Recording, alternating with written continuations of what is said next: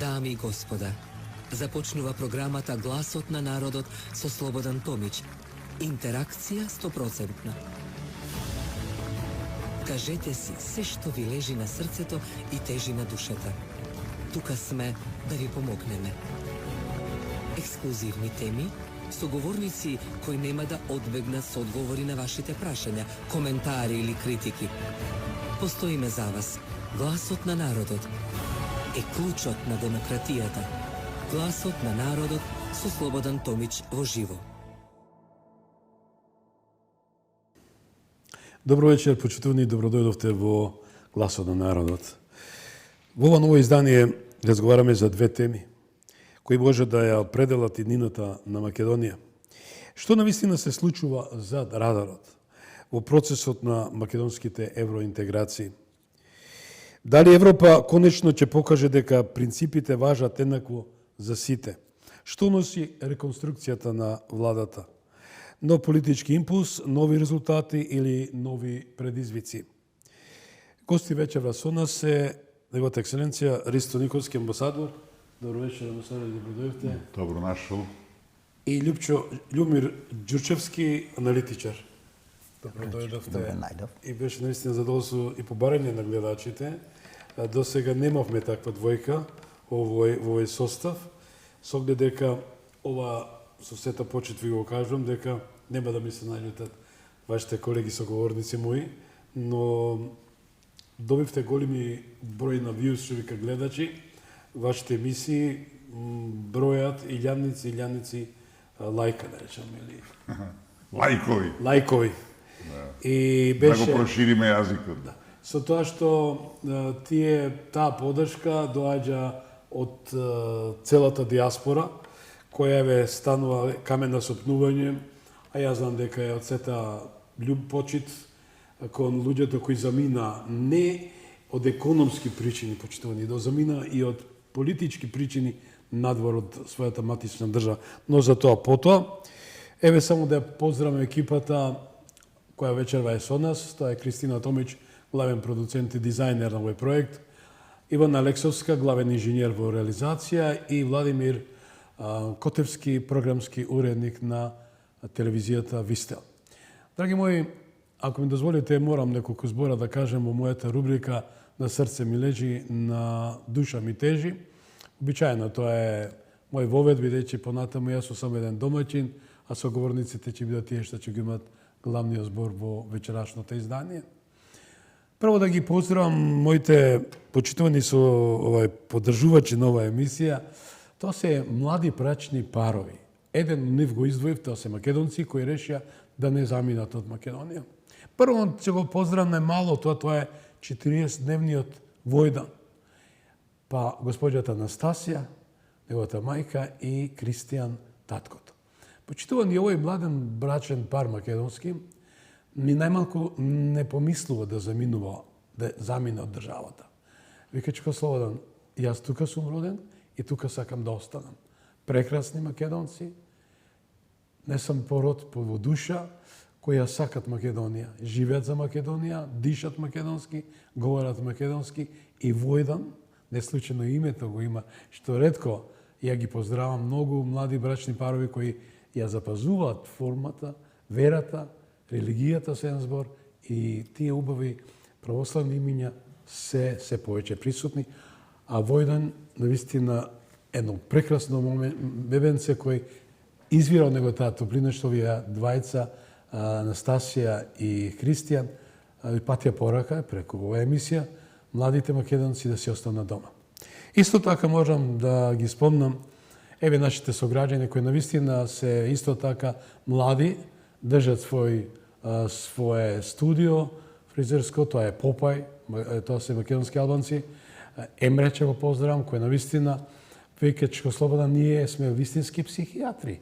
Доаѓаат кај нас не само вие многу познати личности и навистина ме радува што разменуваме секакви дискусии. Говориме за тоа што и ние сакаме Македонија да биде држава за сите и тоа ме плени почитувани. Значи, тука сме по Божја промисла родени, живееме, значи да сме биле кинези, бе биле у Кина. да бевме и французи и така натаму, но македонци. И затоа требаме да живееме еден покрај друг. А сите јавачи на апокалипсата треба да им речеме за секогаш заминете се. Да се заминат и тие кои дефинитивно политиката ја гледат како едно извориште на збогатување, извориште како да се направат хациенди, да се купат скапи джипови, да се купат станови. Ве разбрав, во Ѓурче Петро, јас сум родом, би реков дојдов од Србија на 2,5 години, сега 65 години живеам во Скопје и навистина не го давам моје Ѓорче и покрета што сум во Карпош сега во општина. Замислите, станбената за единица достигнала 1980 евра. Ќе повторам, 1980 евра. Порано луѓето купувале златни шипки, некои златни алтанчиња, Франц Јозеф, петолирки, за да имат нешто за семејството. Сега по 3-4 стана. 3-4 стана ги издаваат и така натаму со тоа Кичановиќ убава пара. А младите не може да дојдат до станбената единица. Тоа беше во моето на срце ми лежи, на душа ми тежи, бидејќи двете теми се априори многу силни за вечерва и да не одземаме времето, само ќе замоламе на мала реклама, джингл и се враќаме во студиото, официјално да започнувам програмот. Останете со нас. Гласот на народот со Слободан Томич. Гледајте ме. Најголем избор на ТВ канали вклучени во преплатата. Гледај над 300 ТВ канали. Враќај програмата во живо до 7 дена наназад и уживај во видеотека со над 10.000 филмови и серии. Искористете ја ексклузивната можност да ја пробате нашата стриминг платформа Move. Гласот на народот со Слободан Томич. Гледајте ме. За разви дискусија веднаш со тоа што спомнав дека цените на стамбените единици отидоа без разлика, плюс минус тоа е толку. Ние ќе направиме некои емисии токму за збогатување во Матно и распродржба на Македонија во Матно. И со амбасадорот зборев пред емисијата, викам, амбасадоре, зошто ние ова ни се случува? Велепредавството е најголемото кривично дело и тој никош не застарева. Не застарува, со оглед дека тие што се дрзне и го направија тоа велепредавство, до сега требаше да се најдат задрешетки. Еве, амбасадоре, тоа нека биде воведната моје прашање, ако дозволи господ Лјупчо, Љубомир, со оглед дека и вашата колумна создаде голем интерес, а тоа е дека протоколот и договорот со Бугарија за добрососедство, вие го велите за непријателство, е нелегално, нелегитимно. Прво, ако ми одговорите на првото, за велепредавството, и никаква казнена политика, никаква казнивост, докаде се тоа води? Видите, тоа не е само во политиката. Кога читате, кога гледате вести, информации, па не може да верувате. Секаде криминал. Сега пред да дојдам тука читав дека во комунална хигиена во Скопје дека све е наопаку, дека све е криминал. Милиони. Завчера дека директорот на службата за општи работи на владата си го возил авион кога сака лично. Значи, нашите информативни емисии се црна хроника. И човек се прашува, има ли некаде во некоја служба, институција, кај што е све чисто и кај што се работи како што треба? Велам, јас не сум сигурен дека има. Така да, не само тоа велепредавство што го спомнувате вие, тоа веќе не треба да биде тема, разбирате. Ако некој украде 5 кебапчиња, ќе оди во затвор. Ако ја продаде државата, ја продаваа државата. Тоа што е направено за време на минатата власт, разбирате. Тоа е чисто велепредавство. И никому ништо. Да не зборуваме, мислам, ако се враќаме назад, имаме едно чудо такви работи, али велам, во принцип, државата или функционира, или не функционира. Нашава држава, према све што гледаме сега, моментално не функционира. Нема, јас не сум видел на онкологија, на животи, или овие, преска ги спомнавме, непотребни операции на срце. Слушајте, тоа застрашува. Тоа во 19. век да се случувало кога нели владел хаос некаков и неред во целина, а не во 21. век. Така да велам, држава или ќе ја построиме или немаме шанси.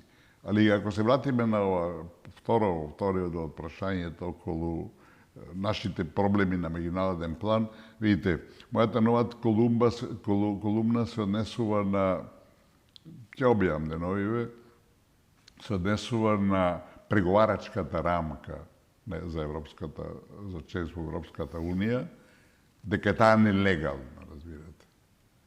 Тоа е едно истражување малце подлабинско, бидејќи кај нас сите сме заслепени на некаков начин со промената на Уставот. И се следува на промената на Уставот. Јас сум го рекол 100 пати и сега ќе го повторам. Утре да го смениме Уставот, заутре тоа да важи, за недела дена да ги почнеме преговорите, за 3 месеци ги да завршиме, никаде нема стигнеме. Тоа на крајот, ако ќе завршите преговорите, се подпишува договор и тој договор мора да го ратификуваат сите 27 парламенти. Бугарија нема никогаш, следните 100 години, да ратификува договор за членство на Македонија во Европската унија, ако не прифатиме дека сме бугари по род, јазик бугарски дијалект и историја заедничка, тоа е бугарска. Нема да прифати, разбирате. И тоа треба да ни биде јасно. А сето тоа е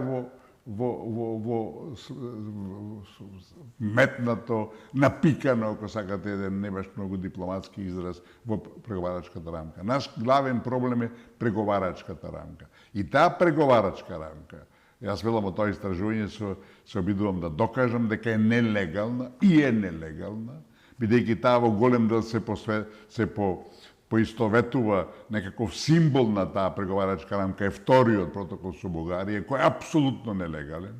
Разбирате, протоколите со Бугарија, вклучувајќи го вториот протокол, кој велам, прво беше рамката утврдена, а после беше подпишен договор, што е тежок политички криминал, разбирате? Значи, според договорот за непријателство, јас точно го викам, бидејќи како може да биде договор за пријателство кога Бугарија цело време не кочи, не уценува, ни постава ултиматуми, како може да биде пријателство? Тоа е непријателство, разбирате. Меѓу другото, во тој договор пишува дека ќе не поддржува на патот за Европската унија, таа не блокира. Значи, тоа нема никакви дилеми. И велам, според член 12 од тој договор за непријателство, формирана е комисија меѓувладина, македонско-бугарска, начело со министрите на дворешни работи, која треба секоја година редовно, значи редовно, да одржува состаноци и на нив да донесува протоколи, обични записници, како се спроведува договорот. Разбирате? И не само тој и врз таа основа подпишан е тој втор протокол со Бугарија во 2022 година. И во тој протокол, а тој протокол нема никакви други ингеренции, освен да врши едно сумирање. И тој го прави. Првите 20 страници на тој протокол се меди млеко. Регистрира се што е направено и тоа е неговата, мислам, неговиот мандат и неговата задача. Последните 3 страници. 5. Да. Добро, не е битно. Добро, не е 3-4, Да. не е ни важно. Не е ни важно. Во 3-4 има, меѓу другото е промената на Уставот, што го нема ни договорот, што е апсолутно надвор од било каква логика. Како може протокол да наметне промена на нашиот Устав? Прво има процедура. Уставната процедура се знае. Или председател на државата, или владата, или 30, преку 30 пратеници може да донесат промена на Уставот, да започнат процедура, или 150.000 референдум.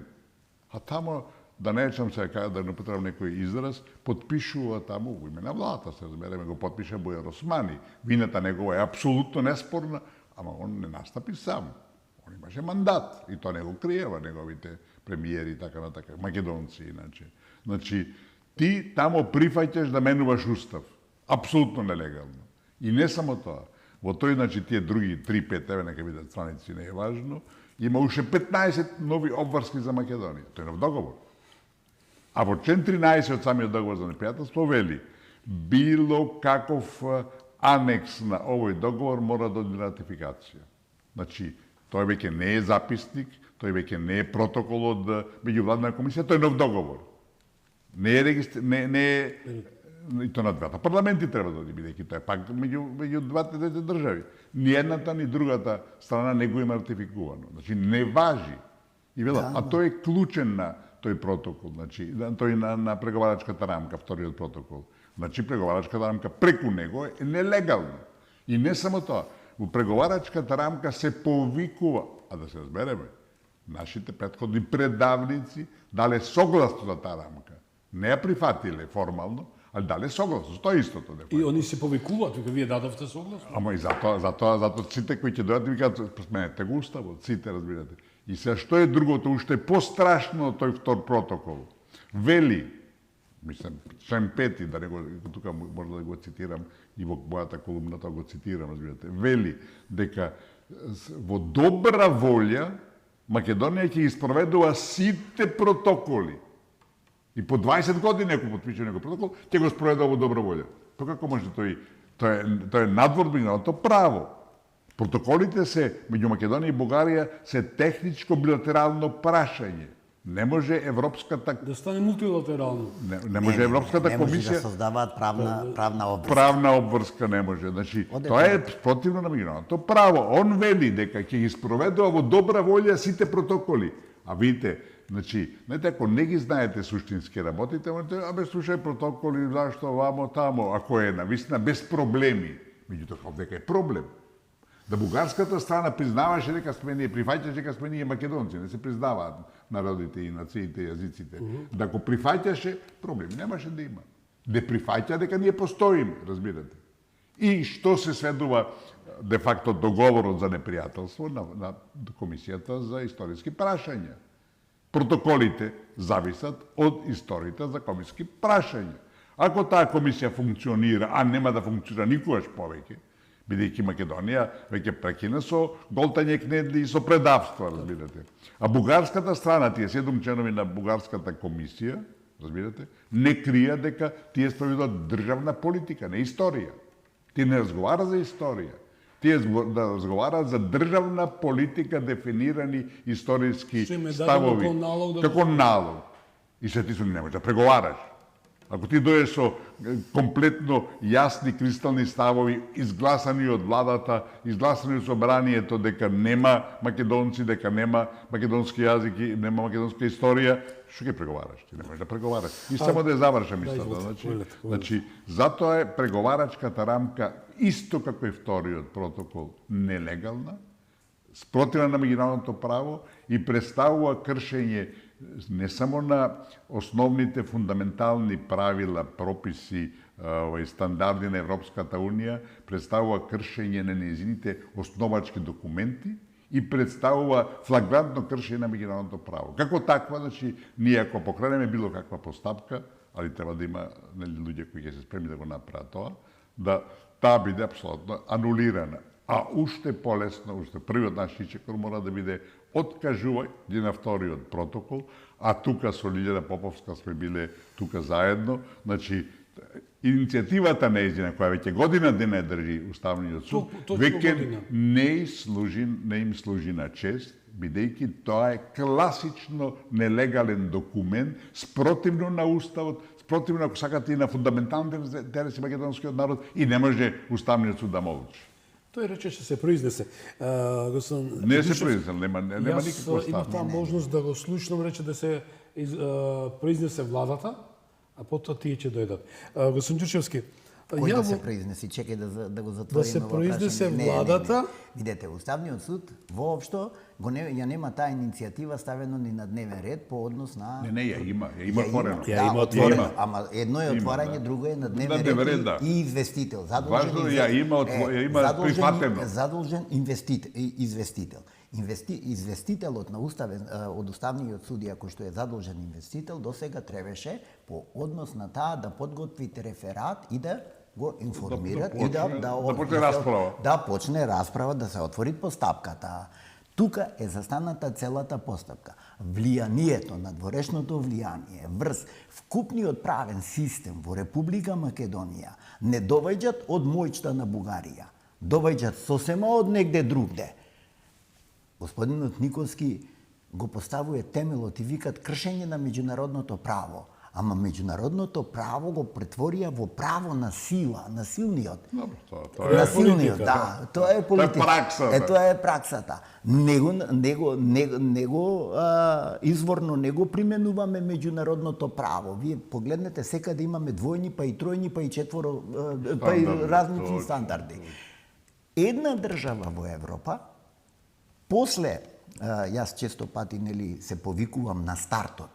Значи во за секоја работа се повикувам на стартот. Стартот дека Македонија, се надоврзувам на што го кажа господинот Николски, дека никогаш нема да биде членка на Европска унија, е Лисабонската декларација.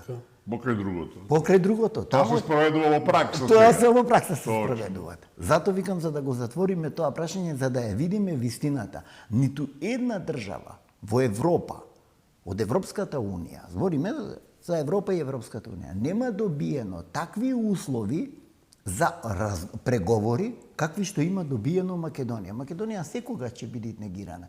И понатака во емисијава кога ќе разговараме за едно друго прашање, јас ќе ви кажам дека, мислам овде спомнав во овој медиум кај вас дека Букурештанскиот договор де факто е поништен.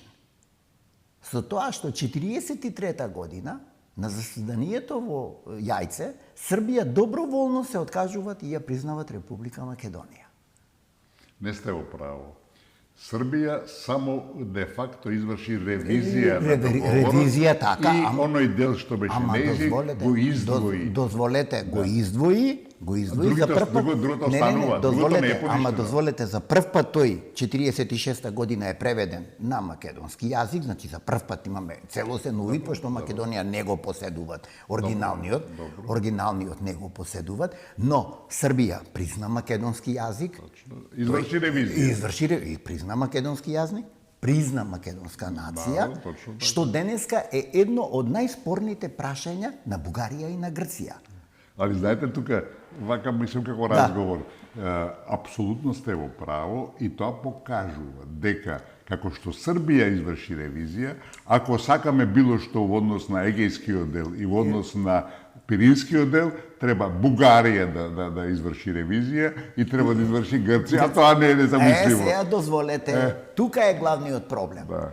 Кој треба од гарантите да го постави тоа прашање на нозе, а не да го врти на глава?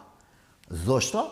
Затоа што прашањето за ревизија, со самото тоа што го отвори Србија, Да, тоа е факт. тоа е факт од кој што не може да избегат ни Англија, тоа е ни апсолутно Австро-Угарија, факт. односно Германија како правен наследник, ниту Румунија, ниту Русија како потписници на Букурештанскиот, односно како гаранти, и Франција да не заборавам, како гаранти на Букурештанскиот договор. И сега, што ни се случуваат на нас? Франција, наместо да го постави прашањето за Македонија на нозе, она го сврте на глава и ни подметна И кукавичка. добро е вчераш изгубија. И добро е вчераш изгубија. Добро. Не, како не, јас завивам за Шпанија. Сега, дозволете. Ни подметна кукавичко јајце, користејќи ја Бугарија со незиното фашистичко минато и учеството на страната против православието во двете светски војни, и во првата, и во втората, затоа што 90-тите години не само Србија, вкупното православие, Македонија, Србија, Црна Гора, србите во Босна, беа однапред прогласени, пред распадот на Југославија, беа прогласени за виновни. Како денеска што ни се случува. Русија е однапред прогласена за виновна, осудена за се што се случува. Меѓу другото и од нас. И од нас. Што е катастрофа. Ќе разговараме за тоа. За сето она што Европа во услови на огромна економска криза и на огромна воена слабост, затоа што сите разузнавачки податоци укажуваат на тоа дека Европа ниту е спремна, ниту е вооружена, ниту има доволно човечки ресурси да се судри во една поголема глобална светска војна, не зборам со Русија, поголема глобална светска војна, како што они перманентно преку медиумите вршат таква сатанизација, Невидено. таква сатанизација за да го држат во заблуда собствениот народ. Точно.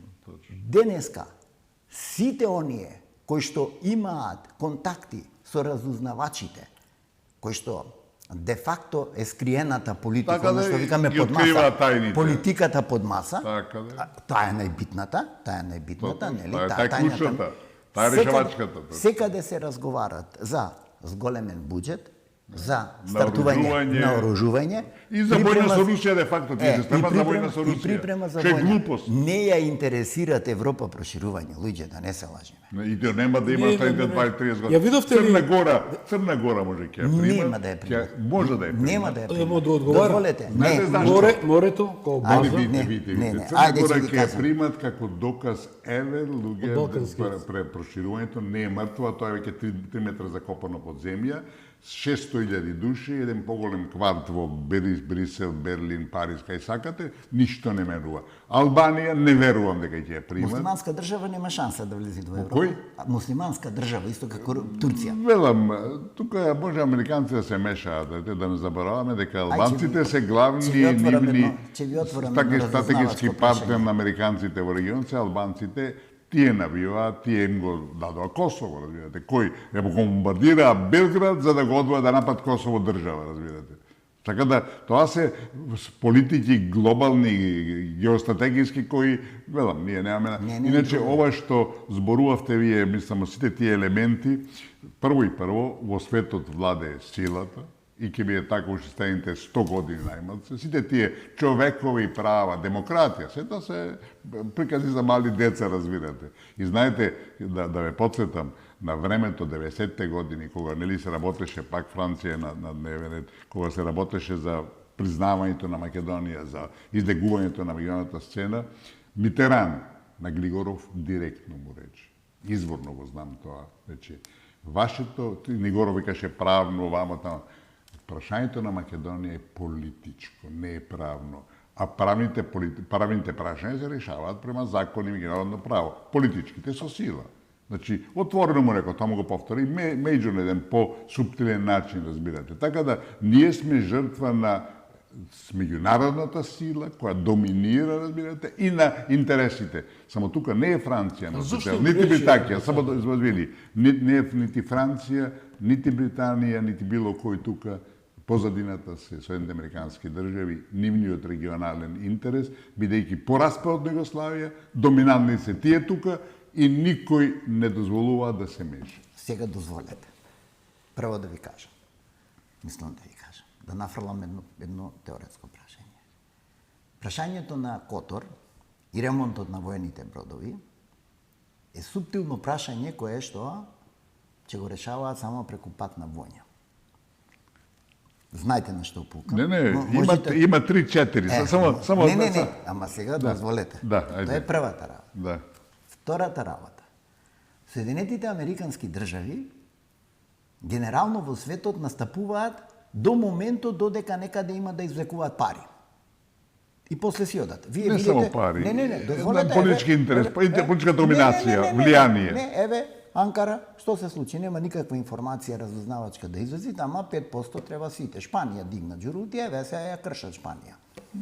И таа си легна на прашно. И таа си легна, ја кршат одма ја кршат. Ама 5% на Самоубиствено. на бруто домашниот производ на Германија се преку 200-300 милиарди.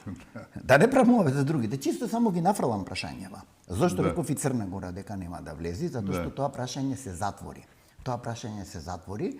Но во услови на создавање на страв према сопствениот народ, према западните граѓани, пропагандата се служи со сите можни малверзации. Апсолутно. Со сите можни малверзации. Без скрупули.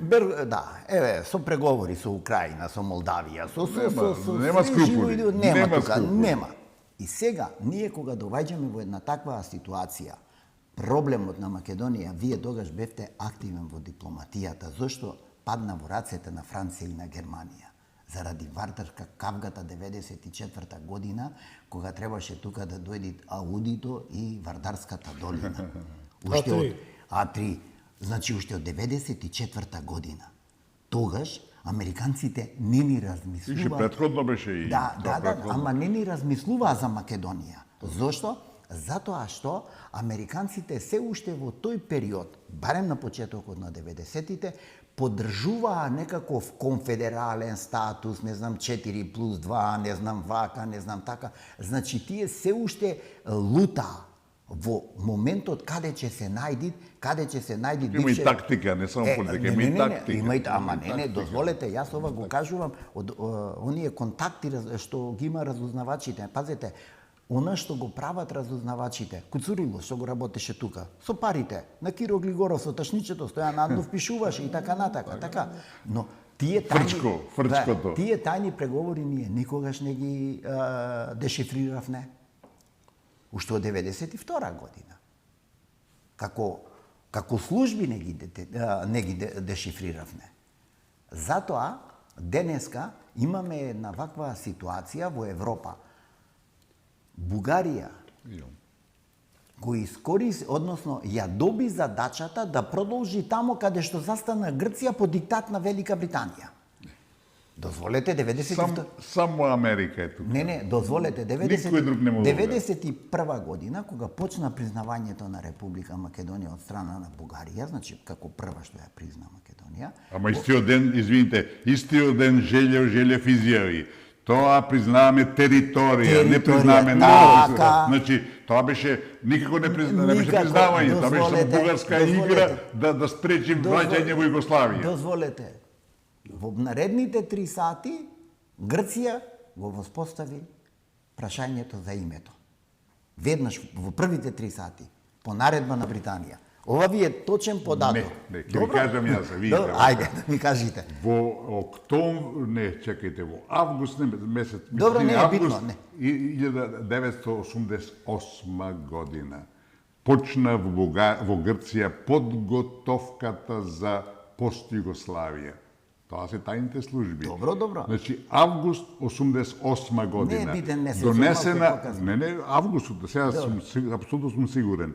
Тогаш е донесена нова административна поделба на Грција, во која прв пат во грчката историја, на почетокот 20-те години беа македонскиот дел, егејскиот дел беше новоосвоени територии се водеа, разбирате? Значи, освоени, окупирани, со други зборови.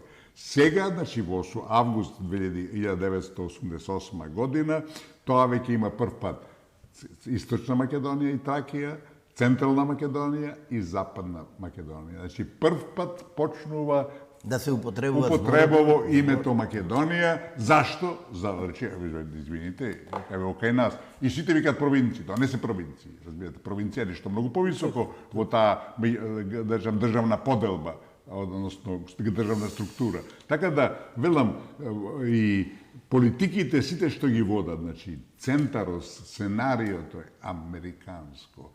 И ова што го правише, кој не прекрсти нас Грција, па да не бидеме смешни. Не. Кој сега сака да не бугаризира Бугарија, па да не бидеме смешни. Ама јас не викам тоа. Јас кажувам дека главниот играч за Македонија, уште од 1878 година, од Берлинскиот конгрес, и членот 23, каде што е автономијата предвидена, е англиска работа на Велика Британија. Тогаш беше Англија влијателна. Соединетите американски држави брајте ги после 46-та. Тие пред 46-та. И поготово после распад Југославија, после 90-та. Да. Тука се доминантни. После 46-та, брајте ги на европска на светска сцена. Да. На светска сцена. Тоа е факт. Пред тоа Британија, тоа беше Британија. 200 години Британија водеше. Дозволете. Кралската лоза, како Германија и Грција, Бугарија и Грција што добиваат кралска лоза од Фердинанд, и Македонија требало да добијат кралска лоза англиска. Централниот дел, заедно со Тракија и со Епир. Пазете, тогаш уште никој не ја спомнува Албанија како територија. Не како територија, не како држава. Затоа, тој дел денеска структурите англиски многу поинаку го гледаат и затоа Бугарија, видите како Радев се сврте према Русија завчера. Прв ќе го поздравам. Видете како се сврте. Прв ќе го поздравам. Поддршката за Украина. Прв пат паметен бугарски потек. Пазете. Погледнете Грција како играт. Грција играт економски со Кина. Да. Значи, Балансира, то балансират ненормално. Соединетите Американски држави сега према Европа гледаат, знаете како? Како на златно буре, од кое што влечат само пари. Дајте. Се сеќавате на изјавата на Урсула фон дер Лајен, како викат? Ние свече купуваме од вас, макар и нека е 10 пати поскапо. Тие се посрамотија со договорот за трговија во да сте ми Шкотска здрави. за веки веков. Затоа Соединетите Американски држави секаде гледајте ги како сила, тоа дека се сила, Не спомнам. и економски и воено и Во секој аспект. Јас ги гледам како империалистичко колонијалистичка рекет сила. Тоа е точно. Значи тоа е правата дефиниција за ними. Сега поготово Со нафтава, со Гренланд, со што сакате. Со Трамп веќе не кријам. Сега веќе отворено настапува со Венецуела, со Куба, со Гренланд, со што сакате. Со Иран поготово, кај ќе доживеат тежок пораз. То прва ќе биде пораз. Јас за една друг Али медиум. веќе доживеа сериозен пораз. Дозволете, господине Николски, јас на еден друг медиум пред 2 месеци, кога му кажав на новинарот дека нема да има договор, тој остана вџашен. Се изгуби. Нема да има договор. Таму ќе има крајна војна со победник. Но арапскиот свет, кога ќе сватит дека Не може против Иран. дека Соединетите Американски држави не Му се се товар. Да, му се товар, точно. Тогаш најголемиот проблем ќе биде за Израел. Денеска израелците живеат Во страв. не само во страв, живеат во Неизвестност. не во известност, оние во скрилници, во Верно, зградите, во во страв скрилници. и во неизвестност, тоа е И да. не смеат ништо да објавуваат. Рушевини, Не војна, они се во војна. И Рама, ова што го направи потезов со продажба на елитите, земјиште на елитите, немојте да мислите дека е случајно. Тука е америчкото влијание. Дали е тоа војната меѓу Европа и Америка? Европа не е сила. Не може да војува со Америка. Ама ја фигуративно велам уната. Економски да. Економски, Ама да. економската И економски, и економски, да, се слагам. Економски. Економската зависност на Европа од Соединетите Американски држави е огромна. Единствен излез на Европа, знаете што е? По мене, може би се амбасадорот ќе ми замерите. Да си се наредат на ред и секоја ден по двајца од европскиве лидери, од големите лидери, не од Данска, од Бугарија, од големиве лидери да одат на преговори цел ден во Москва, на бацирака. Тоа е спасот на Европа. Точно, апсолутно се согласувам со тоа. Видите, значи Европа не може да биде обединета, не може да биде безбедна, не може да биде просперитетна без Русија. Луѓе, прво ти имаш една технолошка револуција во Европа, еден тешко ниво, а имаш од тебе имаш огромна земја со 17 милиони 200-300 илјади квадратни километри. Со сировини, со нафта, Со се што ти треба. Значи, се што ти треба, една комбинаторика, разбираш, една компатибилност невидена. И врска со Кина и со Индија. И тој патот да овој на попојасен свет. Пазар 5 милиарди. И не само тоа. Никој не знае во држава, ни го спомнува во Европа, преку 40% од европската територија е Русија. Како можеш ти да правиш обединување без 40%? Значи, не е тоа истото. Да се вратиме на Црна Гора, ова, само една мала реплика. Има 4-5 проблеми меѓу Хрватска и Црна Гора. Најклучно е Превлака полуостровот. 22 година, значи пред 5-6 години беше најдено решение привремено. Превлака припадна на Хрватска, ама водиве може и користи Црна Гора. Тоа е привремено.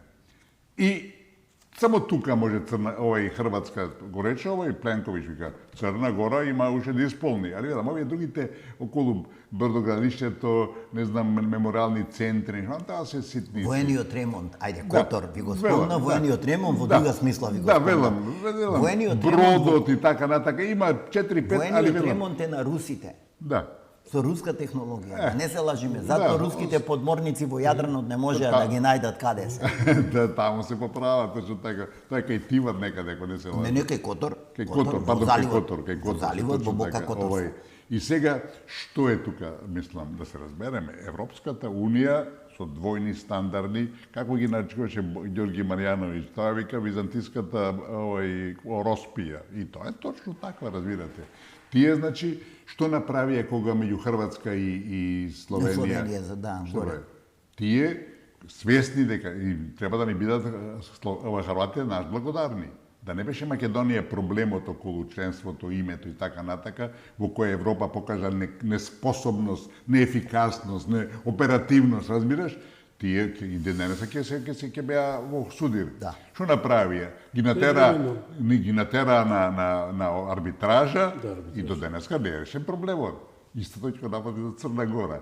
Тие, ако сакат, велам, јас одавна чувствувам дека сакат да покажат, затоа што проширувањето е мртво. Тоа се согласуваме. Дали е тоа? Не случајно јас ја спомнав мојата денешна колумна за Драдарот. Дали е тоа не модус вивенди, туку една квака за да се отвори портата за Македонија да ги почне преговорите. Не, овие се го спомнати Рокас, разбираш, дека нели за Драдарот се случува, ништо не се случува за Драдарот, тоа е факт, тоа е све само за лажување, велам. Македонија мора биде свесни. Никој ништо нема да промени во однос на Македонија ако ние не покренеме акција, а тоа е пред се и првиот чекор, после треба да има и други околу договорите и така натака, али првиот чекор е вториот протокол. Тој е клучен моментално за нас. Со тоа паѓа и ултиматумот за промена на уставот и преговарачка рамка која е клучна за нас. Со оваа преговарачка рамка Македонија никогаш за 200 години нема да влезе во унијата. Значи, кај нас е тоа и сите тие залажувања дека нели има разбирање и власта греши се ако мисли дека нели така има разбирање дека ќе го променат нели начинот за со ветото и така натака, ма тоа нема шанса. За да се промени тоа треба да се договорат. Кој ќе се договорат? На Куковден. Да. Значи, пак да се навратиме на ова што сега го коментираме и ова што за Рокас, се кажа за Рокас, за Радарот. Значи за Македонија, ако некој има исполнето најголем дел од реформите од сите овие новиве 6 држави, тоа е Македонија. Во светот такви. Пред Хрватска не го криева. И сега ние во услови кога сме закочени заради лошата политика, заради непримена на меѓународното право, а ние внатре дома, значи ние внатре прво дома треба да си го решиме тоа прашање. Точно. Додека дома топката е кај нас. Ако не ја шутнеме, ќе не газат, ќе не плута. Додека дома не седниме и не ги раскиниме еднострано. Господинот Игор Јанев, професорот на Белградски универзитет на право, многу, значи еднострано додека не ги раскиниме со дипломатска нота, и договорот, и преспанскиот, и бугарскиот, и се, ние напред нема да тргнеме во ниеден момент додека не им покажеме дека ги браниме нашите интереси, дека ги браниме нашите интереси, ние немаме ништо против. Они насила нас не внесоа во НАТО, земајќи ја територијава. Точно. Ради Русија. Затоа што Криволак, нели јас во една прилика го спомнав, го претворија во ракетен центар. Значи, од Криволак многу лесно може да се вршат борбени действија, ама ако вршиш борбени действија према било кога, еве нека биде према Иран, ќе јадиш и повратно. Повратно ќе добиеш. Така да, затоа викам, ние сега и со овие реформи, кои ќе ги чепниме сега за реформи на владава, со овие реформи ние треба да продолжиме, тоа е клучно, не е спорно, ама тоа е еден дел.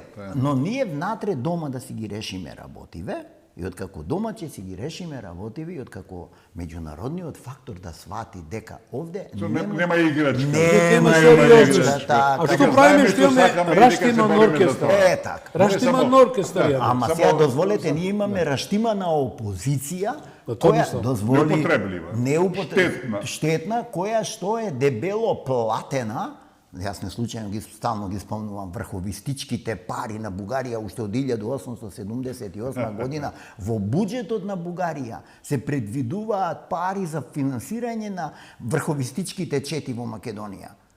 Значи пропагандата е огромна. Видите, сега на таа тема, јас често прв пат сега ќе го отворам тоа прашање, ние треба да размислиме. Дали треба повторно да го отвараме прашањето за репарација на штетите од Втората светска војна? Да, Стенов Рафи жив. Да, и тоа апсолутно не застарева. Значи, тоа беше договорено со Бледскиот договор, Бугарија призна македонци, школи, вамо, тамо, тие 25 милиони, ако не се чанам беа тогаш долари, сега се тоа 2-3 милиарди, можда и повеќе, разбирате? Зависи од рефундација. Али тоа е со милиарди во секој случај. Значи, ние немаме никаква причина да тоа не го повторно отвориме, бидејќи едностранно беше прекршен договорот Бледски.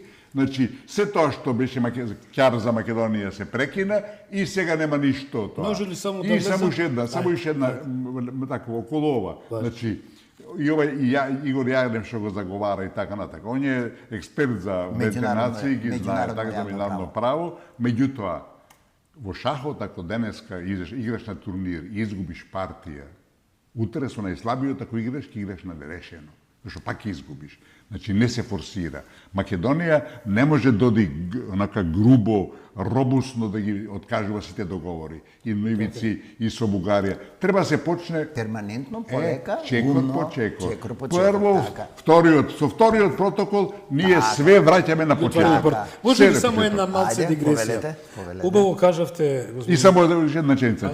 Ако не го откажеме вториот протокол, Македонија оди прудолу и ќе заглави во тешки кризи и внатрешни и меѓународни, како ви сакате, и ќе биде навистина ситуацијата драматична. Значи, ние веќе немаме избор да и не. Се работи за да се биде или не. Значи, или ќе тргнеме во спас на оно што може да се спаси, или ќе прифатиме пораз и ќе пропаѓаме полека. Значи, сите патишта водат кон Уставниот суд. Но да правиме на дигресија околу репарацијата. Ви благодарам за ово подпрашање.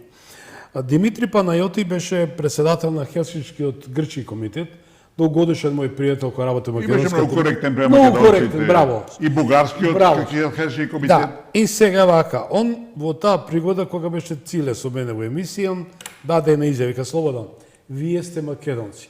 Вашиот јазик е македонски. Имате право македонци да се нарекувате. Димитри Панајотис. Вика, тоа го знае и татко му на... Не. Мицотакис истиот, кој на крајот на 80-тите, што рекоте 88-ма, кога почна дисолуција на Југославија, се помпирија таа желба, таа идејата почна подготовки. 115-120 милиони луѓе, ината емисија, ветом дека ќе донесам таа оригинал грчка информација што новинари грчки ми ја дадоа, и сега што се гледа дека 115 или 120 милиони марки земени се од сефот на грчката влада за патот братство единство што пријателство го после беше Александар Македонски, па и така. Александар Велики, нели? И вели, овие се пари за антимакедонска кампања, односно тоа е факт. Тоа е факт. Тоа е 150 не марки, долари. Долари, да, 50 милиони долари. Браво. Во грчкото министерство на вооружени работи се одвоени за таква кампања дадени за рушење на Македонија. Дадени на тие што викате вие. Ама случајно јас тоа го не сте вие најмалку 3 пати со Сотир го имаме разговарано овде, да се го поздравам пријателот. Денеска му е роден ден, да, честитаме роден ден, да. Најмалку на Сотир Костов. Нема на Сотир Костов. Да, му честитам јас, нека му е за многу години. Нема медиум на кој што јас не сум зборувал за врховистичките пари и финансирањето на врховистичките чети, затоа што многу работи сега излегуваат на површина. Тоа е едната работа. Втората работа, неслучајно јас го спомнав, 43-та година и ревизијата, односно признавањето на македонскиот јазик, македонците и така натака, од еден сукцесор. Значи, еден кој што добива 38% од територијата, еден од сукцесорите. И само една тука напомена. Тоа може да го направат само комунистите српски и Так. ниедна друга власт, ни пред не, ни после поне. не. Така. И тоа мора да се признае. И сега вие дозволете, значи затоа викаме, истото тоа важи и за екзархиското влијание, екзархијата, грците. Тие перманентно уште од 1767 година од земањето на томосот на Македонската православна црква, они почнуваат со грчкото влијание во Охридската архиепископија. Затоа имате еден куп документи и во нашата Македонска православна Ти црква. благодарам многу. Ивана, те молам, одиме со тие два мали прилога за врховистичките, новинарска забелешка, и за екзархијата. Значи, прво одиме со првиот, па другиот. In medias res. Поелете. Мене ова ме затангира наистина. Се чу? Јас немам коментар. Како може замешателство? Добне, вашиот коментар. Дозволете. Јас прво гледам дека ова изјавата на владиката Вранишковски, јас мислам дека тој човек не заслужува прво ни да го коментираме, ни внимание да го коментираме, но морам да искоментирам од кој медиум доаѓаат. Од кој новинар? Некој кој што земал $1,500,000 од UNDP за да врши пропаганда против Македонија и против македонските интереси и ги наоѓа такви соговорници. Во една прилика истиот се истрча мене да ми лепи тикета проруски. Знаете, јас што му одговорив? Не, грешка си му викам, јас го сакам Ким Сон Јун. Макам, само тој му викам, само тој може му викам во светов да воведи ред. Мислам да одговорот негов. Зошто? Затоа што тие се лепење тикета, не знаат ништо друго, тие не разговараат со аргументи. Сега ќе се навратам со амбасадорот, малку ќе размениме мислења. На тема разузнавање. Разузнавачите се злото во политиката. Злото во политиката. Тие ги имаат и своја заслуга. Имаат и своја заслуга, но меѓутоа еден добар дел се злоупотребува. Дозволете, тие, зошто реков злото? Тие се тие кои што ги создаваат Валканите игри. Она што викаме зад завесата. Водат своја игра. Своја игра, свој рекет, свој изнуди, свој пари, свој провизии, глупости и така натака. И зошто викам јас? Западната економија е заснована на провизии и не може никој да продади нешто ако тамо нема посредување од големите корпорации на Соединетите Американски држави. Затоа ви реков, Америка ги гледат само парите. Тоа не е спорно, на крајот од денот тоа е точно. Никогаш немаше да се случи Украина, доколку русите го отстапеа процентот што го бара и во Северен ток, и во дружба, во нафтоводов и гасоводот. Никогаш немаше да се случи Украина. Тука не се сложува. Добро, јас не кажам, зашто? Тоа се огромни милиарди пари, кои што треба да се испумпаат од Европа. Значи, кој плаќат? Европа? Не, тоа не е спорно, меѓутоа, знаете, во целина, во Америка, модус вивенди се парите. Ама тамо беа и сировините. Ама политиката, доминацијата, влијанието е онај што се вика кремот, зад кој се кријат парите. Ако немаш тоа, горе немаат пари. Дозволете, не дозаврши. 1% од светската популација, 1% контролира 99% од капиталот. Од капиталот. И вие видите, они од 2014 година што се случи пречутно преку ноќ, а го направија оној добар потез разузнавачите. По мене тоа е влегувањето на Кина во Етиопија. Престанокот на Етиопија да биде земја на гладните. Денеска Етиопија... Во војна, беше во војна цело време. Денеска Етиопија со 120 на милиони жители... меѓу поголемите во Африка. Меѓу поголемите во Африка, достигна бруто домашен производ од преку 104 милиарди долари. А беше со 4 милиарди пред доаѓањето на Кина. Апсолутно сте во право кога е Кина во прашање. Кинеската надворешна политика се сведува на економија, на реална економија. И воопшто не се меша во политиките на државите. Точно тоа ми беше меѓутоа, ова што спомнавте војната во Украина, тоа викаат... Само да се вратиме на овие платеници. Ајде. И сега, вие, односно нашиве новинари, наместо да покажат патриотско чувство, грам патриотско чувство, тој овде на државен медиум, шири На на МТВ. национална телевизија, на На државен МТВ, медиум, шири грчка пропаганда, антимакедонска пропаганда и се станува збор за финансирање врховистичко и екзорсистичко против рушење на Македонија, непризнавање на македонскиот јазик, идентитет, култура и така натака и така натака. И сега тој новинар си земат за право да лепи тикети на граѓани кои што имаат подруго мислење од неговото.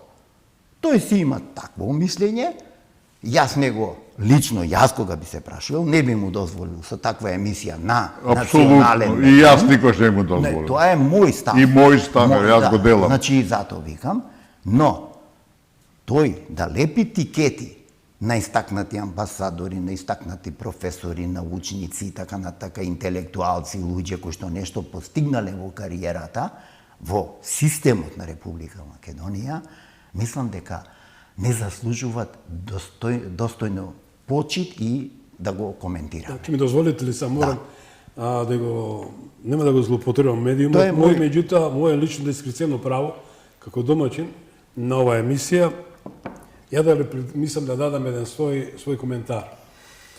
Непријатно ми е наистина кога ќе слушам за медиум, ова го зборувам како новинар со 46 години искуство во мас медиуми. Да, потекнав од националниот канал државна Македонска радио телевизија уште од својата 22 годишна возраст, значи младата возраст моја. Но кога ќе видам и слушам луѓе кои ден денеска ми велат: "Собе, не си се продал." Брат, што бараш? Што бараш? Чуму ти е ова? Верувајте ми, тоа денеска ми го кажуваат. Чуму ти е ова твое удирање од земја, македонеци, син ти го утепа, како што велиш, не велам, тоа тврдам. И никаде никој не прашува за тебе. Треба убаво да се продадеш и да удриш на маса и речеш: "Јас вредам толку месечно, толку илјадници евра." Сум професионален новинар кој не успел до сега никој да го внесе во такви играри, бидејќи еве не ми е сено кога ќе слушнам дали 5-6 милиона долари и евра, дали од ирански пари, дали од вакви пари влагат у Македонија и се шири антимакедонска кампања.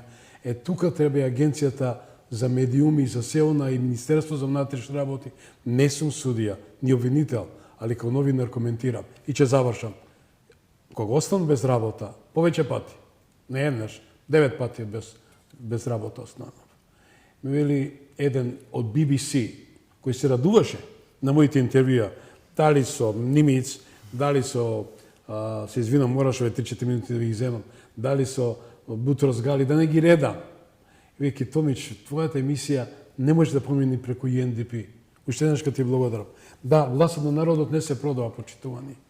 Значи, таква беше изјавата на одговорниот од BBC, ќе се препозне. А се радуваш на моето интервју со Жак Делор, кога го надмудрив, кога ни подставија рампа во Јанина, грците на господинот Киро Григоров, немаше никој право да замине, и јас успеав да го надмудрам Жак Делор и му земав интервју.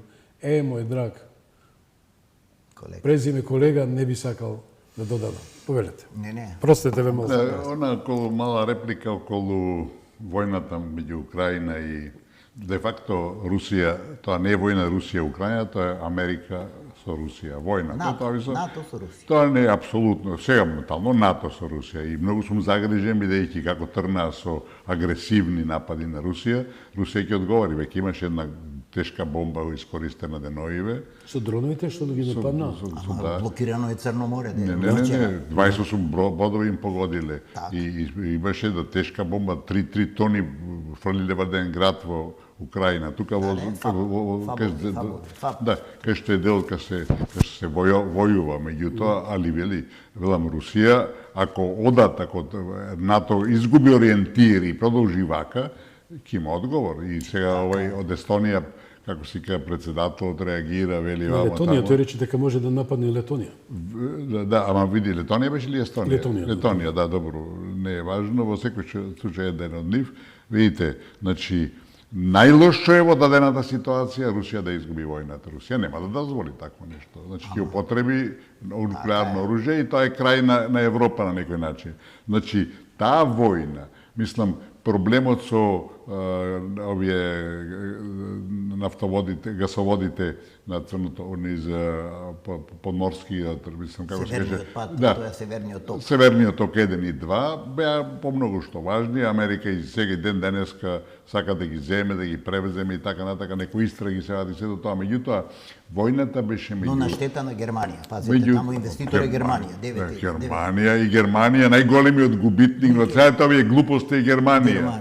Германија. Никогаш немаше таква хаварија економска кој што сега И не има. само тоа, тој ќе чека Германија. Допар. Што се разбере, допарва ќе има. Значи, Трамп два пати кажа и неговата таа државна секретарка за безбедност, национална безбедност кажа дека војната започна затоа што НАТО сакаше се шири према руските граници. На некој, на било кој што малку се разбира, му е јасно дека Русија никогаш нема да дозволи НАТО на неговите граници. Прво сака во Грузија да влезе, еве што се случи. Сега сака во Украина, еве што се случи, така да Ја мислам дека Трамп ќе најде решение. Трамп рече дека да бев јас, Ја мислам дека Трамп рече да бев нема да се јас, случише војната. да бев јас председател, ќе се случи војната. Кој е виновен? Значи Бајден. Ама тоа го зборував јас. Цело време немаше да дојде до војната доколку на Соединетите Американски држави им беа дадени правата на управување и стопанисување. Мислам Дозволете. дека тоа, да, само момент, да завршим јас мислата. Минерали. Значи, веројатно тоа беше еден дел од причините, али мал процент, бидејќи се работеше, видите, факт е веќе дека главен предизвик, ривал, противник на Америка е Кина. Така. И сега ова беше обид да се Русија неутрализира, бидејќи тоа нивното пријателство и партнерство кое само расте и се шири и добива на тежина, разбирате, ги загрижуваше и сака на овој начин да ја изолираат Русија, да ја трнат настрана од Кина и да ја направат да се занимава со непосредното соседство, разбирате. Не успева. Меѓутоа, велам, Русија меѓу нас кажано не се покажа многу во војната, не постигна на како што требаше да го постигне и сега, разбирате, се наоѓа на почеток и јас мислам дека таа ќе преземе војната, ќе преземе димензии кои ќе бидат многу опасни и за Само поширока земја. што мислите за самитот да за не- Украина, што поддршка за Украина, големите сили решија да се состанат и да дадат Види, поддршката за Украина е чисто финансиска за големите сили. Значи, што рускиот пилот одбил Да, да даде. Да. Значи чисто финансиска. Вие Не, погледнете. и воена, не само да, дозволете, оружје, се тоа оружје. Не само тоа.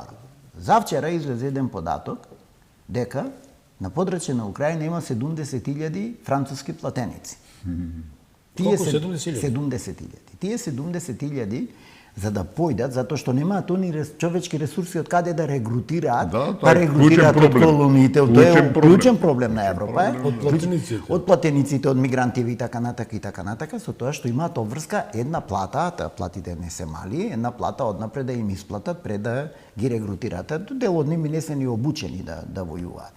И сега вие кога ќе видите колкав број на такви платеници поминаа во овие 4-5 години, кога ќе видите каде одат 70-90 милиарди, не знам колку, не знам толку и така натака, некаде околу 800 милиарди Европа и се инфлаторни, не се покриени со добра. Да. И тие ќе предизвикаат нов инфлаторен удар. Финансиска дупка се. Финансиска Криза. дупка, кој што и ние ќе го осетиме. Цел свет. Цел свет да не се А лажеме. ние поготово. И ние ќе Депресија е, и ние ќе финансиска депресија. Не, и ние како членка на НАТО и како земја кандидат во Ќе имаме многу помалце пари, многу помалце можности. значи, ќе ги осетиме. И затоа мене ме плаши целата оваа работа, ме плаши тоа што се случува со Летонија. Добро е што Полска го смени курсот, иначе многу лесно можеше да ни се случи уште пред месец дена Калинград да биде Калинградската област да биде нападната, ако тамо некој чепнит, Готово почнува нова светска војна. но и Да, тоа со можам тука еден джингл да побарам со оглед дека Ајде имаме уште искоментираме 20 владата. Владата да искоментираме. да ги чита Јумир мислите. Да, тоа беше мојата идеја, значи два во едно со оглед дека реконструкцијата на владата има право да биде коментирана и се ова што се случува зад завесата или пред завесата и во опозицијата. Одиме со джингл, се враќаме во студијата. Една емисија, еден човек, еден народен глас. Подсетник дека демократијата не е елитизам, туку учество. Гласот на народот со Слободан Томич, клучот на демократијата. Гласот на народот со Слободан Томич. Гледајте ме.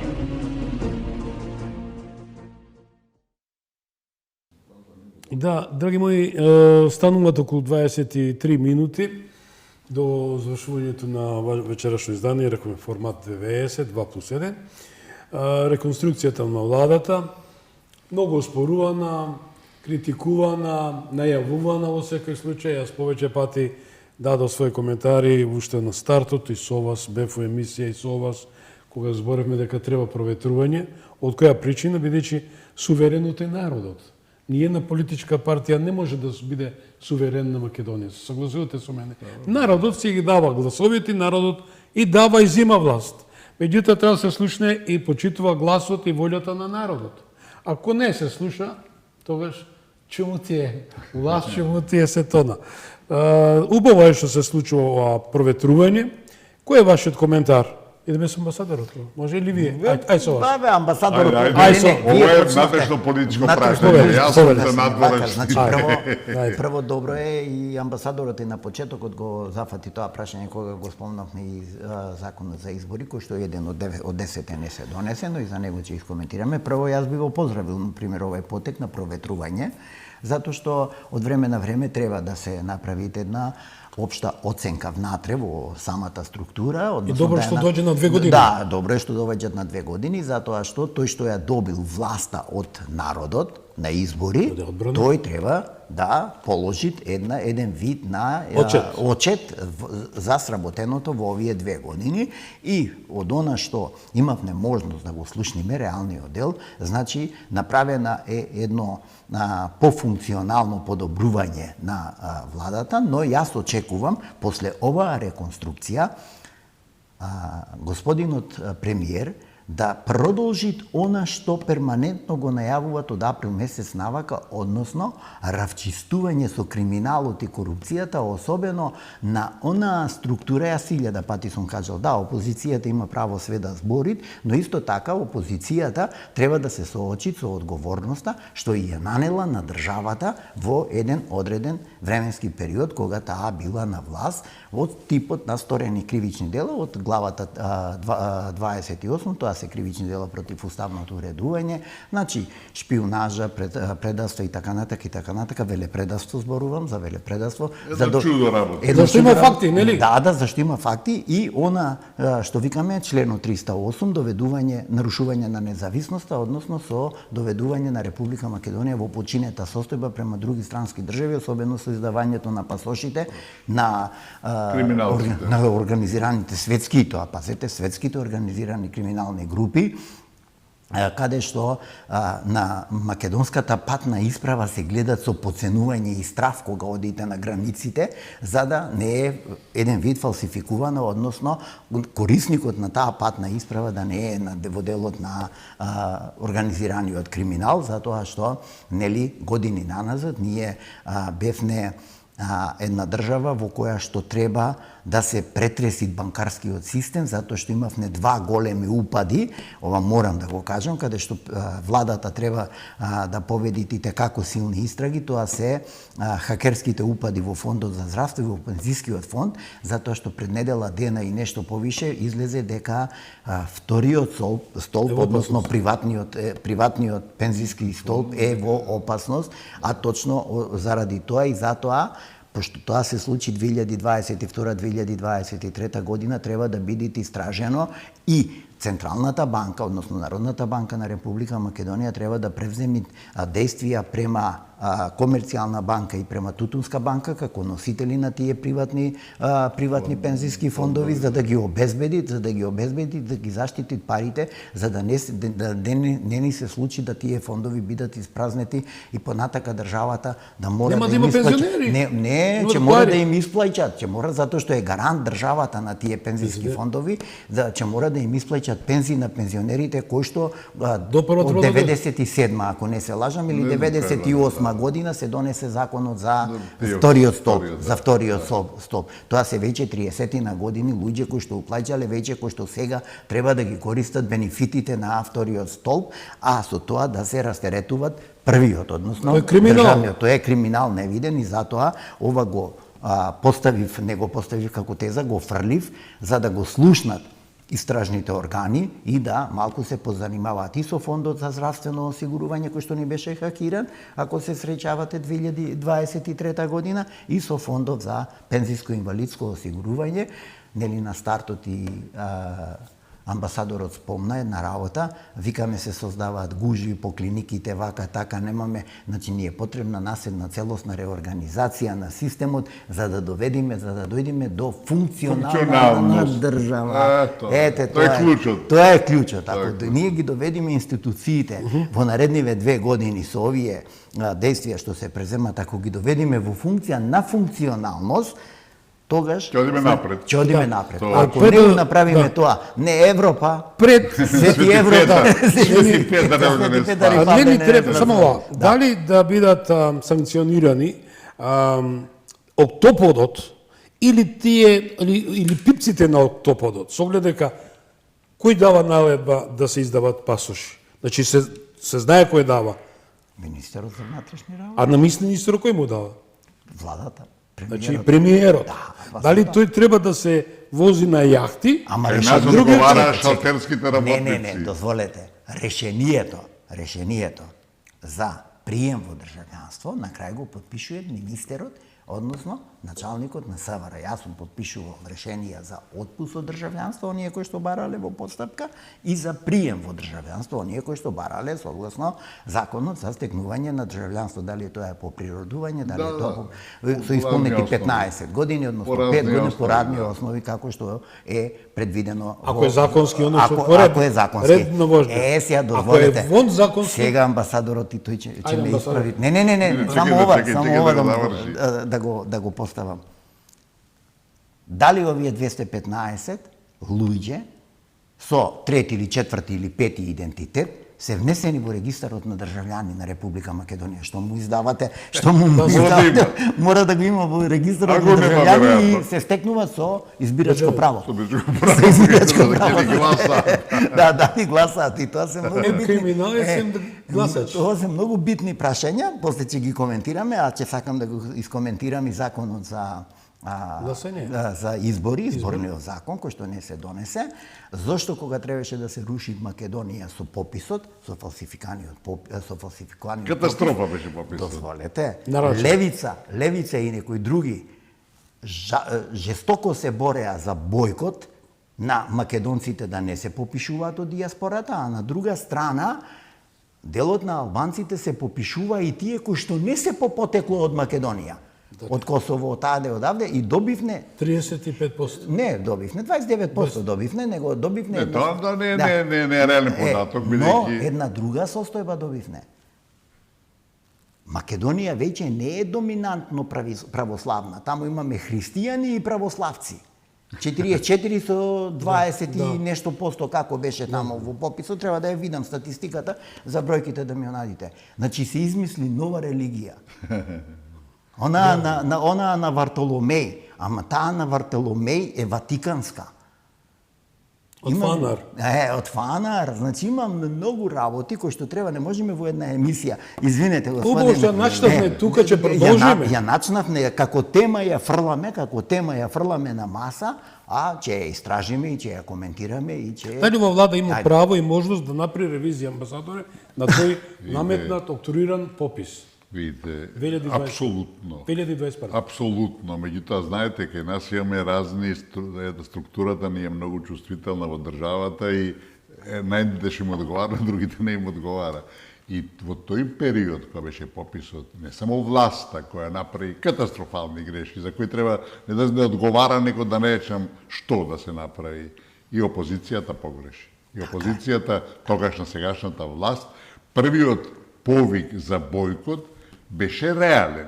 Така. Меѓутоа, кога гледаш дека оди пописот, дека тамо се прават во Заводот за статистика невидени фалсификати и марифети, и кога гледаш дека албанците ќе максовно ќе одат, ти можеш да промениш таа политика. Не можеш да повикаш на бойкот кога овие одат. Тие одат, ти бойкотираш, ќе имаш посебна Иначе, ако се погрешна подпишеа слика. 300-400 илјади македонци, само во Австралија, бројките ќе бидат сосема други. И во Канада и така натака. Велам, Јас зборам само во Австралија, пошто имам черка во и она и значи ти мора да се прилагодуваш на условите и после тоа резултатите не може да биде дел од населението во државата, некој што е од диаспората и што живее преку година таму. Може да се потпишат само луѓе кои биле до година дена во странство. Преку година дена он веќе се попишува тамо. Не е резидентен, Не е резидентен, ето, ми го знавте зборот, значи само резидентното население важи.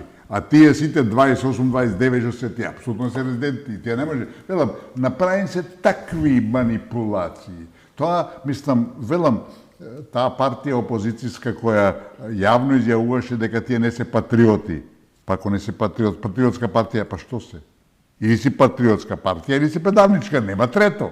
Разбирате? И тие јавно изјавува и се фале, а ние не сме патриотска партија. Велам, видим го умот па оди подалеку. Значи, тој попис е апсолутно неважечки и мислам дека се спремаат сега следниот да биде електронски и така натака и така натака. Ќе видиме што ќе направат, али во секој случај катастрофа. Тоа е скандал. Едно од катастрофите кои ги доживеавме по тие последните 6-7 години е и тој попис. Дали тоа кривично дело? Да, како не, дозволете. Значи, со тоа кривично дело, внесување на лажните податоци, значи, Македонија, малтене и се смени етничката структура. Со тоа и градењето на доминантните политики Ги ставаш на прашање. Така, на прашање, здравствени, образовни, социјални, безбедносни, секакви. Но сега да се вратиме на закон, затоа сакав го наметнав прашање во со пописот, за да можам да се вратам на законот за избори. Значи, законот за избори, електронското гласање, ако е подкрепено со заверена изјава кај нотар, дека патната исправа со која што черката моја во Австралија би гласала, дека е оригинална и нели таа фотографија заверена на нотар во Австралија и пратена по пошта. Што треба повише гаранција за идентитетот? И тоа е комплицирано. Не, знаете, во Холандија за да закажеш кај нотар ти треба 2 месеци. Не, дозволете. Не, јас само го наметнав како прашање. Ме разбирате? Значи, пазете, електронската адреса, условно викам на мојата черка, таа ќе се регистрират овде во Државна изборна комисија. Од таа електронска адреса признаваме само еден глас. Точно. Само гласот на тој што е носител на електронската адреса. Ме разбирате? Точно. Така да има можности. Има можности. Ако се сака, да. Секако во законот владата многу убаво им предлагат.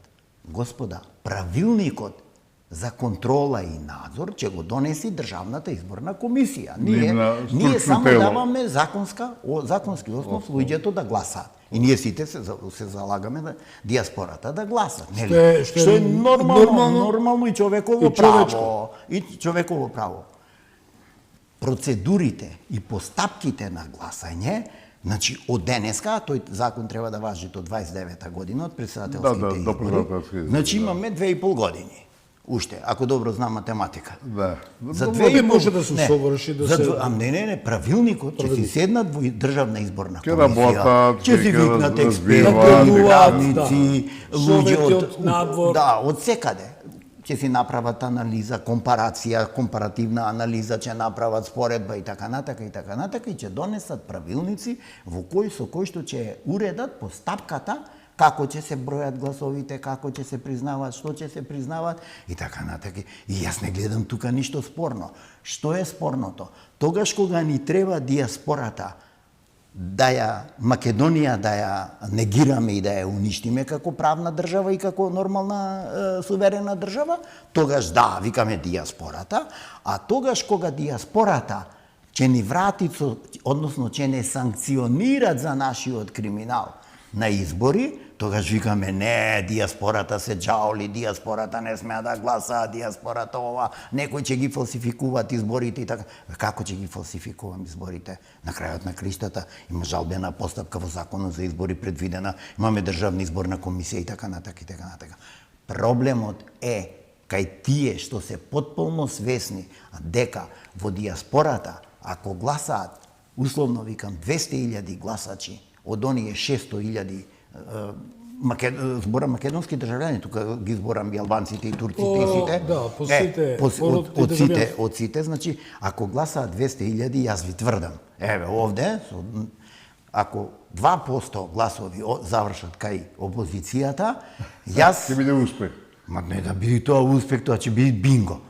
Тоа ќе биде бинго. Значи страв.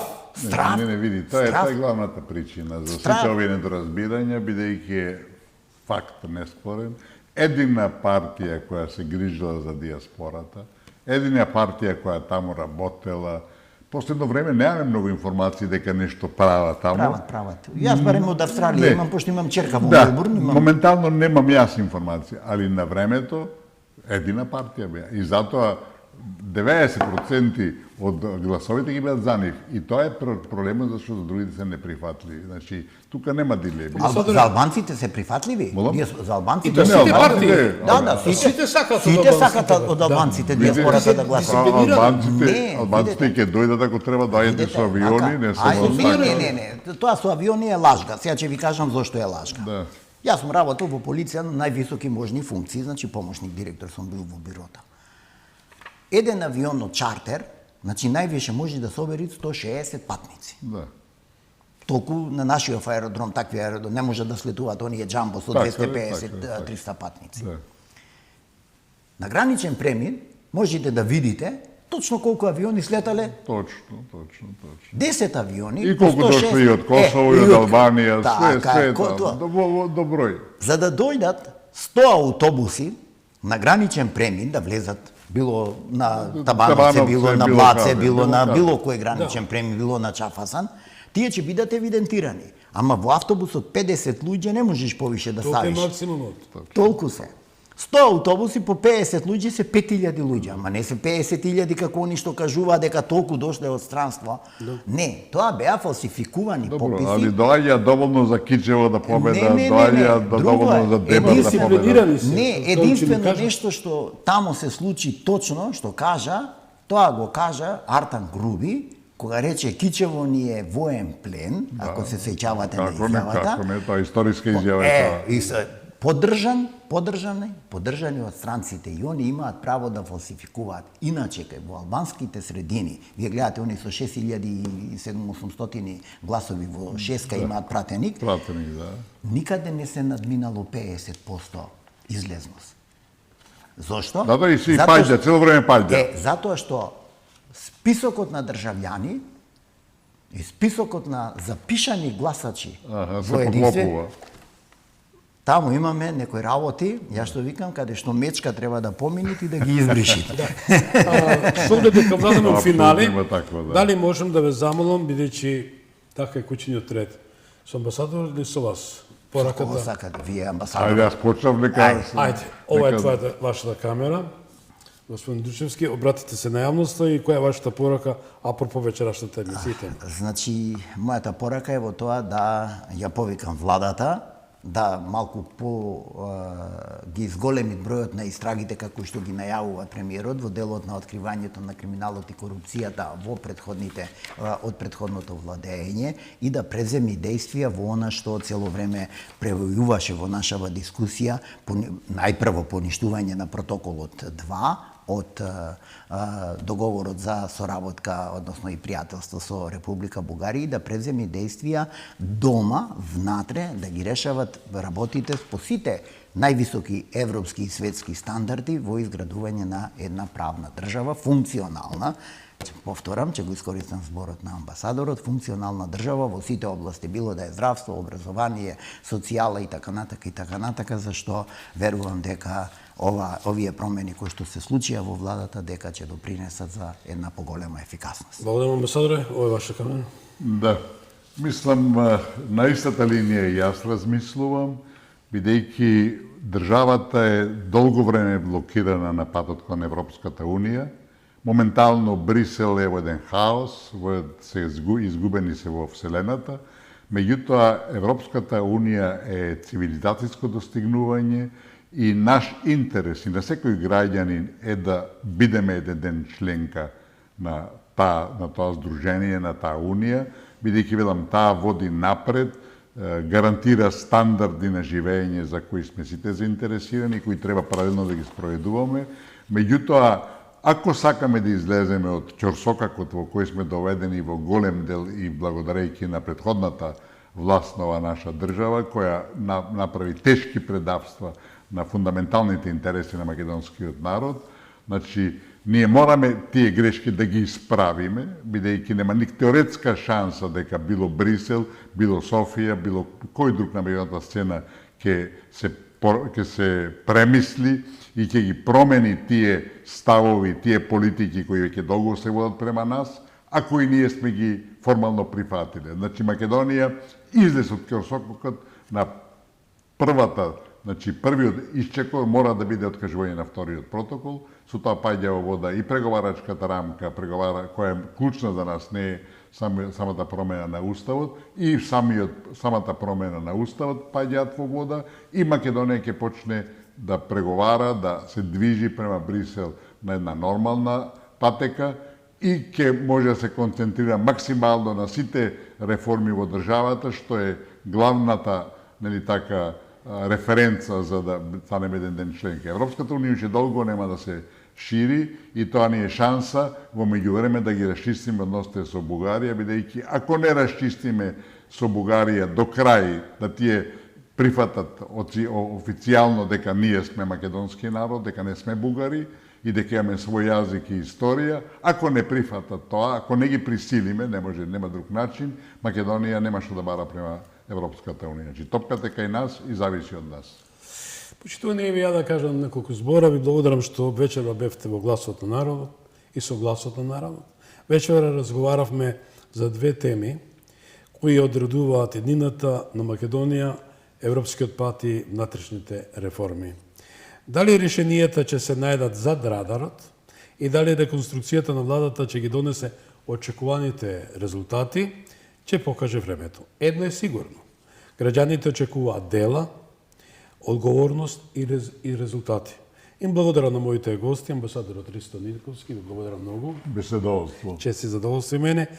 И господинот Љубомир Ѓурчевски, понат и голем геополитички аналитичар и експерт, секој случај, за безбедност и прашања, што дадоа се од себе во овој 90-минутен термин, ги исполнат сите очекувања ваши и знам дека бевте будни во овие топли, жешки ноќни сати. Ве очекувам здраве Божи идната недела, идниот петок, во истото време. До тогаш следете програмата на Вистинска телевизија. Пријатен вечер. Една емисија, еден човек, еден народен глас. Подсетник дека демократијата не е елитизам, туку учество. Гласот на народот со Слободан Томич, клучот на демократијата.